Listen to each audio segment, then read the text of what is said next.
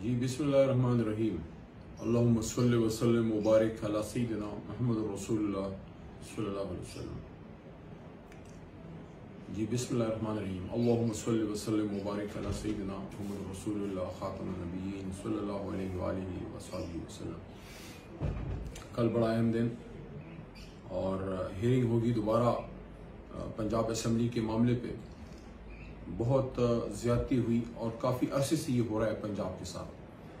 जो आज की इम्पोर्टेड हुकूमत कर रही है, जो मुस्लिम लीग नून और पीपल्स पार्टी ने और जमीयत ने मिलकर जो पंजाब के साथ किया है कि पहले जो एक वाक़या हुआ पंजाब असेंबली के दौरान, जो पुलिस बुलाई गई और बहुत ही एक ऐसे हालात पैदा किए गए कि एक लंबी तारीख, एक हिस्टोरिकल एक बैकग्राउंड पंजाब असेंबली का, पंजाब की जो असेंबली है इसका बहुत बड़ा प्री कॉलोनियल टाइम से इसका एक हिस्ट्री है, एक बैकग्राउंड है। और वहाँ मारा मारी की गई, पुलिस से लोगों को ज़दकोब किया गया और स्पीकर साहब पे जिस तरह हमारे हैं जब हमला किया गया परवेज़ इलाही साहब पे, ये सारा कुछ ऑन रिकॉर्ड है। उससे बहुत ज़्यादा एक माहौल ख़राब हुआ।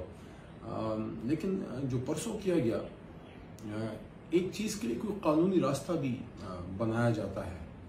गलत काम के भी कोई कानूनी रास्ते लोग बनाते हैं, लेकिन जिस तरीके से उस दिन हुआ, माजी में ताले आजमाओं ने पाकिस्तान में शायद गोंद भी मारे जमहूरियत पे, लेकिन उसके लिए भी कोई कानूनी रास्ते बनाए और उन्होंने भी नजरिया ज़रूरत ईजाद किया, सब कुछ किया।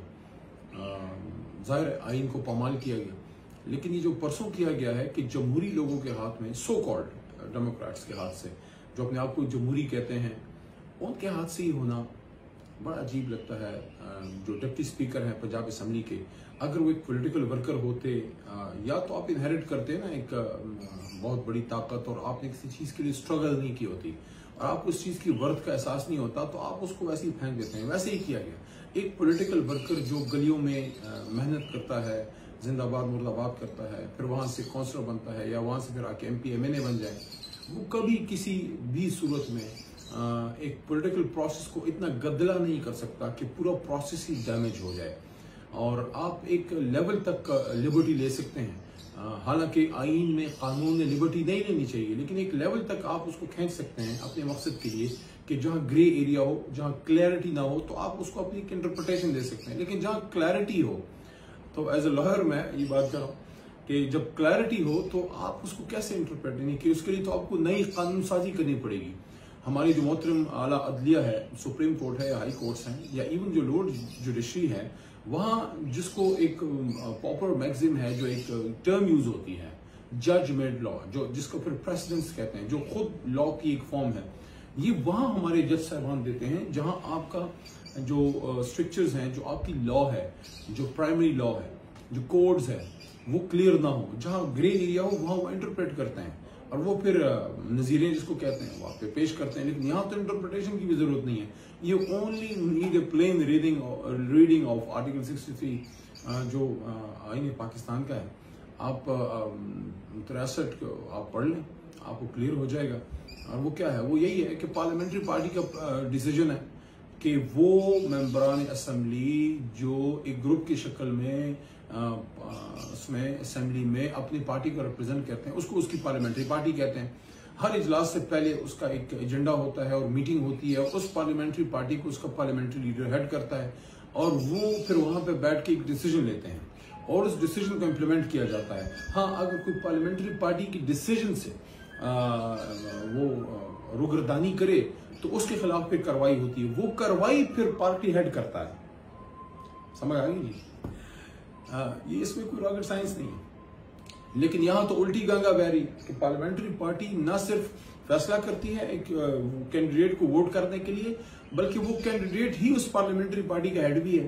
यानी कि आज आप ये कहना चाह रहे हैं कि परवेज इलाही साहब की पार्लियामेंट्री पार्टी उनको वोट नहीं कर सकती, बल्कि वो खुद अपने आप को भी नहीं कर सकते। तो इसमें दो नुकात आगे। एक तो जो आइन का 63 आर्टिकल है, उसको तो आपने एक साइड पे कर दिया, तो उसको तो आपने फारिग कर दिया। दूसरा जो है, जो व्हाट अबाउट सुप्रीम कोर्ट, जिसमें कल सारे दौड़े दौड़े जाएंगे, जो बुला रही है, और जो नहीं जाएंगे फिर वो दिल पे द प्राइस। तो सुप्रीम कोर्ट ऑफ पाकिस्तान के फैसले के बारे में क्या ख्याल है भाई? ये सुप्रीम कोर्ट ऑफ पाकिस्तान जो सबसे बड़ी अदालत है, उन्होंने वहां कोई पुतली तमाशा तो नहीं खड़ा किया था ना जी। ना कोई ये ड्रामा हो रहा था, it was a serious business. वो क्या था? वो ये था मेरे हुजूर कि वो था रन ऑफ इलेक्शन। ये नया इलेक्शन भी नहीं था कि उसमें आप पॉलिसी चेंज कर सकते। जहां सुप्रीम कोर्ट ने जो है उस वक्त की प्रोसेस रोकी थी, उससे आगे आपने चलना था। और प्रोसेस कहां रोकी थी? हमजा शहबाज साहब और परवेज इलाही साहब कैंडिडेट्स थे, वहां 20 सीटों का मामला आ गया, उस पर री इलेक्शन हो गया, री इलेक्शन के फैसले आ गए, 5 रिजर्व सीट्स थे, वो सारा कुछ हो गया हुजूर। तो जब सुप्रीम कोर्ट ने ऑन होल्ड किया था, और run of election, run of का क्या मतलब है कि दोबारा करना, दोबारा उसी प्रोसेस को करना, दोबारा उसी चीज को करना। ये ऐसे ही है, मैं एग्जाम्पल दे देता हूं कि आप अगर मैट्रिक का एग्जाम दे रहे हैं या चले प्री मेडिकल का दे रहे हैं, जो 12वीं का हम देते थे, मैं इंजीनियर भी हूँ, प्री मेडिकल का देते थे, तो आपके सब्जेक्ट्स होते हैं, मैथ्स फिजिक्स होता है, मेन सब्जेक्ट्स आपके मैथ्स होते हैं। मैथ्स अगर आपने नहीं पढ़ी, आप प्री इंजीनियरिंग नहीं कर सकते। ये नहीं हो सकता कि आप प्री इंजीनियरिंग के एक एग्जाम में आपका एक पर्चा फेल हो जाए और दोबारा रीटेक में बैठे तो आप कहेंगे मैं मैथ्स की बजाय बायोलॉजी पढ़ूंगा, आप कैंडिडेट ही चेंज कर दें। No, you can do that, क्योंकि बायो पढ़ेंगे तो आप तो मेडिकल में चले जाएंगे। तो इसको ऐसी एग्जाम्पल मैंने आपको दिया कि रन ऑफ इलेक्शन, जो री इलेक्शन होता है, दोबारा जो इलेक्शन होता है, उसमें आप चेंज नहीं कर सकते। अगर किसी हल्के में किसी मसले पे कोई मसला हो जाता है, जैसे माजी में हरिपुर में एक री इलेक्शन हुआ था, तो री इलेक्शन उन्हीं कैंडिडेट्स के बीच में होता है। अली मोहम्मद है और उसके मुकाबले में कोई जैद बकर अमर है, फॉर एग्जाम्पल अली मोहम्मद के मुकाबले में कोई अब्दुल्ला खड़ा है, तो अगर कोई मसला होता है और इलेक्शन कमीशन कहता है कि अब री इलेक्शन होगा, रन ऑफ होगा, री इलेक्शन दोबारा होगा, तो फिर अली मोहम्मद और अब्दुल्ला के बीच में ही होगा। ये नहीं हो सकता कि री इलेक्शन में अली मोहम्मद की जगह फिर हम इमरान खान को खड़ा कर दें। No, you can't do that. वो वहीं से स्टार्ट होगा, वो प्रोसेस दोबारा होगा, कैंडिडेट्स वही रहेंगे। तो मुझे नहीं पता, मुस्लिम लीग नून जो है 40 साल इनके सियासत में हो गए, कुछ 60-65 साल पीपल्स पार्टी, चलो पीपल्स पार्टी ने तो जान के किया ना। वैसे क्या बदला लिया जरदारी साहब आपने, क्या खींच के आपने मारा है मुस्लिम लीग नून को। उनके अपने पंजाब में जो जरदारी साहब आपने उनके साथ कर दिया है कि एक इज्जत वाला रास्ता होता है जिससे आप एग्जिट लेते हैं। जब पंजाब ने और लाहौर ने फैसला सुना दिया, जो गढ़ समझा जाता था मुस्लिम लीग नून का, तो उसके बाद मुझे नहीं समझ आती कि किस सुकरात ने या किस बोकरात ने जो है इनको ये मशवरा दिया था कि आप ये वाला काम करके ना, तो इस तरह से ना, तो 186 को हरा के तो 179 पे 179 पे आप बन सकते हैं। ये मुझे अब लोग कह रहे हैं कि मियाँ साहब जो हैं बड़े सीख पाए, बड़े मियाँ साहब नवाज शरीफ साहब बड़े सीख पाए, होना चाहिए अगर वो वाकई उनको कोई सही रिपोर्ट दी गई है कि जनाब आपका तो लाहौर में तो अन्नी मच गई है कि ना आपकी सियासी पोजीशन रही, ना कोई सियासी साख रही, ना वहां कोई सियासी स्टैंडिंग रही, बच्चों का खेल बना दिया। वो हमजा साहब भी जो है इस तरह, तो क्लास का मॉनिटर चेंज नहीं होता हुजूर, मॉनिटर बेचारा भी, उसकी भी कोई थोड़ी साख होती है। तो वो उसको लोग हमजा शहबाज को, मैं वो विजुअल्स देख रहा था विच वर वेरी अमेजिंग, बड़ा अजीब लग रहा था। लोग जाके उनके जो हैं होते ना गमाश्ते, जो मुबारकबाद में भी एक दूसरे को धक्के दे दे के मुबारकबाद देने जाते हैं, तो कुछ हमारे यार लोग मुस्लिम लीग नून के धक्के दे दे के मुबारकबाद देने जा रहे थे। हमजा साहब का चेहरा उतरा हुआ था, उनको पता है, वो he is seeing the writing on the wall, वो दीवार पे लिखा हुआ पढ़ रहे हैं कि भाई होने क्या जा रहा है इनके साथ 2 दिनों में, और ये एक रात की बादशाहत को उन्होंने क्या करना है। वो सियासी साख जो है सारी जो है दरिया रावी में वैसे ही पानी कम है, उसमें जाके बह गई। तो ये बड़ा अजीब सा हुआ। बहरहाल मैं एक बात और भी बता दूं, मैं मुस्लिम लीग नून और पीपल्स पार्टी के दोस्तों को बता दूं, और जमीयत के भी, और जो भी हमारे अपोजिशन, उस वक्त की अपोजिशन और आज की इम्पोर्टेड हुकूमत, आपका मकसद इख्तिदार है।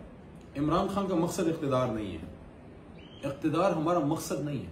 इख्तिदार हमारा जो है मकसद के लिए एक जरिया है।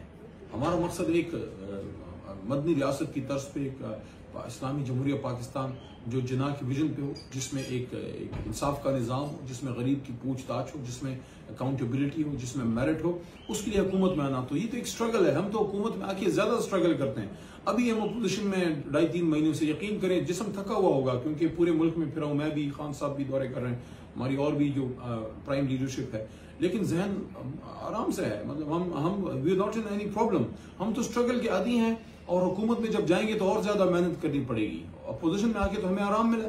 तो ये आप भूल जाएं कि हमारा कोई मकसद इख्तिदार है। आपका मकसद इख्तिदार है, क्योंकि इख्तिदार में आके आप अपने जाती मामलात बनाते हैं, अपना जो भी आपने करना होता है, कराना होता है, लॉन्ड्रिंग करनी होती है मनी की, वो आप करते हैं। हमारा तो मकसद स्ट्रगल है, पोजीशन में भी स्ट्रगल, हुकूमत में भी स्ट्रगल, रोड पे जलसा जुलूस, हुकूमत में आते हैं तो वहाँ जो है रातों की नींदें हराम है, वहाँ ज़ाहिर इतना गंद मचा के हमारे ये पीडीएम वाले दोस्त भाई छोड़ जाते हैं। पहले उनका 40-45 साल का साफ करते करते जो कमर में चुक पाई गई थी जनाबे वाला, तो अब ये दोबारा ये आ गए हैं। तो हम तो हुकूमत में आके स्ट्रगल करते हैं, हम तो हुकूमत में आके और मेहनत करते हैं। तो ये भूल जाएं कि हमको हुकूमत में आके सोफे पर बैठ के मजे करते हैं और हलवे शलवे खाते हैं। खान साहब ने तो चाय तक बंद कर दी थी। हम तो हुकूमत में ज्यादा स्ट्रगल करते हैं। तो जो अलामा का शेर है ना कि पलटना झपटना, झपट कर पलटना, लहू गर्म रखने का है एक बहाना, परिंदों की दुनिया का दरवेश हूँ कि शाही बनाता नहीं आशियाना। इमरान खान आशियाना बनाना नहीं आया, वो उधर सुबह आता था प्राइम मिनिस्टर हाउस, सीधा अपने घर बनी गाला जाते थे इमरान खान साहब। तो वो कोई ऐश इशरत करने नहीं आए। तो ये भूल जाए अपोजिशन, कल की जो अपोजिशन है उसको मैं कह रहा हूँ। मैं वैसे ही मेरे मुंह पे अपोजिशन की नसीब में अपोजिशन करना लिखा हुआ है, ये इंशाल्लाह ताउमर अपोजिशन करेंगे। तो इमरान खान साहब तो जनाबे वाला, वो तो पाकिस्तान के डाकुओं को, चोरों, सबको घर तक पहुंचाने आए हैं। We are not here to enjoy power, we are here to use power for the people of Pakistan इंशाल्लाह। तो आप इसको देखेंगे और जल्द इंशाल्लाह अच्छी खबरें आएंगी। The only way forward out of this quagmire, इस दलदल से आगे निकलने का एक ही रास्ता है हुजूर वाला, और वो ये है कि फ्रेश इलेक्शन हो। क्योंकि ये हमजा साहब, ये उठक बैठक, और ये मरकज में शहबाज साहब जो है, वो पता नहीं मरकज में हुकूमत उनको पता भी है किसकी है, उनको तो आइडिया ही नहीं हो रहा, ना कोई उनके वजीर की दिलचस्पी ले रहे हैं। चेहरे उनके सारे उतरे में, वो ऐसे बैठे होते हैं जैसे उनका मातम का तीसरा दिन होता है। प्रेस कॉन्फ्रेंस में अपने आप पे गुस्सा करें ना, और अवाम पे ज्यादा गुस्सा करें जो आपको वोट नहीं देते, जिन्होंने आपको रिजेक्ट कर दिया। तो हम पे क्यों गुस्सा करते हैं भाई?